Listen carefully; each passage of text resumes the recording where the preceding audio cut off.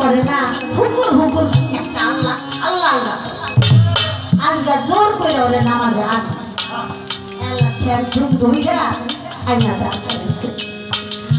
যখন নাকি ইমাম সাহেব নিয়ম কইরা বইল হঠাৎ করে ওই পাগলটায় একটা চিৎকার মাইরা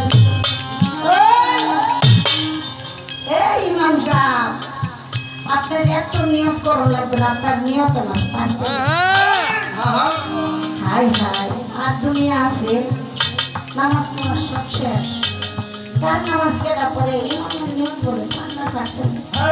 অর্ধেক লেমটি আছে অর্ধেক নাই উঠতে হইলে কিছুই এই পাগলা ওই ইমামের নিয়ত করে পাঠবে তোর বিচার গেছে বাদশার কাছে বাদশা কি করছে ইমামরা অপমান করছে